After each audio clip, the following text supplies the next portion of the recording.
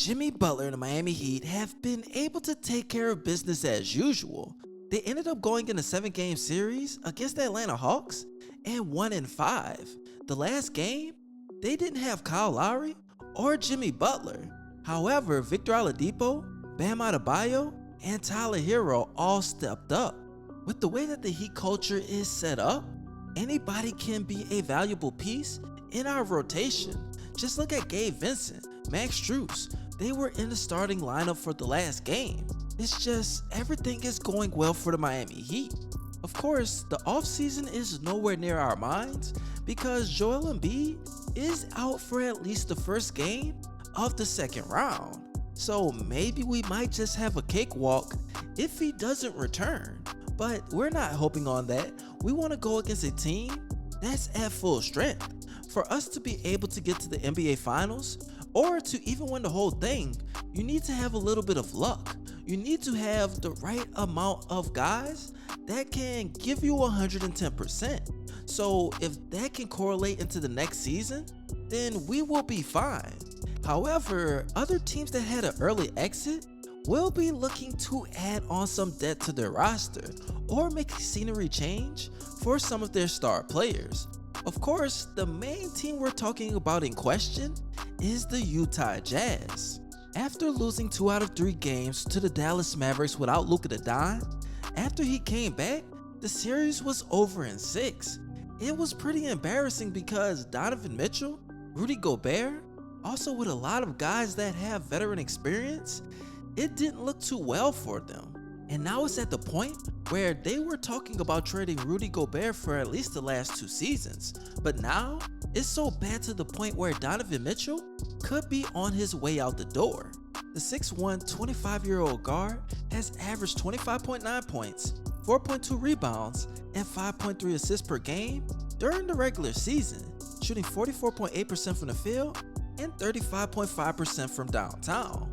However, in the postseason, he averaged 25.5 points, 4.3 rebounds, and 5.7 assists per game, and shot a terrible 39.8% and 20.8% from downtown against the Dallas Mavericks in their first round exit. So according to Bleacher Report, they put an article out today, which I will be putting up in the video, and it's titled "Trade Packages to Split Up Jazz Stars, Rudy Gobert and Donovan Mitchell."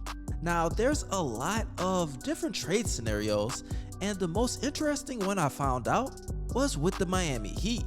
The article states that the Miami Heat would trade Tyler Herro, Duncan Robinson, Omer Yurtseven, a 2022 first round pick, and a 2023 first round pick swap for Donovan Mitchell.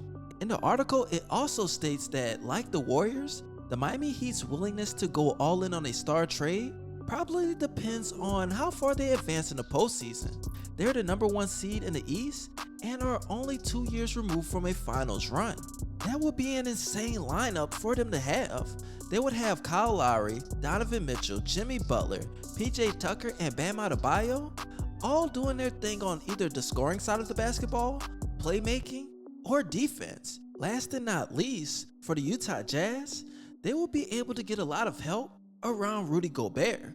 Tyler Herro would be able to get a lot of scoring, be a vocal point in the offense. Duncan Robinson, he's a 3-point master. Even the age of Tyler Herro would be more motivation for the Utah Jazz to probably let off 1 or 2 of those draft picks. Whenever it comes down to it, to me, I believe that it would help both sides. But whenever it comes down to Tyler Herro, he means so much to the Heat organization. He has so much of an upside that only you will be able to tell if he's in that organization if it's really worth it or not. Based off of what I've seen, he can score at will. He's not an overly athletic player like Donovan Mitchell is, but he can get the job done. I would say that the cons for the Miami Heat is they would lose some debt, but they would have Gabe Vincent, Max Strus to try to fill in those shoes. We don't know what would happen with Victor Oladipo in the offseason, so someone like Donovan Mitchell would be pretty much extreme whenever it comes down to playoff hopes. We've seen what he did not this year, but at least in the last 2 postseasons, and he has been able to put on a show, so you never know how that would affect any NBA team. If I had to make a decision right now, I'm good with what I have because Tyler Herro and Duncan are two key pieces. Whenever Yurtsevic's name is called, a lot of people will understand his true value and why he's a part of the Heat Nation. But I really want to know what you guys think. Do you think that the Miami Heat should trade Tyler Herro, Duncan Robinson, Omer Yurtsevic for Donovan Mitchell in the offseason if they don't make it to the NBA Finals? And I do have two more questions, but first, make sure you guys follow me on both of my Instagram pages. Once I reach 1,100 followers, I will be giving away an NBA jersey of your choice, and once I reach 5,000 subscribers on this channel, I'll be giving away another NBA jersey. All you have to do is comment jersey in my DMs. Now, the first question that I have for today is, 1. Who do you think will win the Miami Heat, Philadelphia 76ers, and in how many games? I think that the Heat will be able to win it in 5.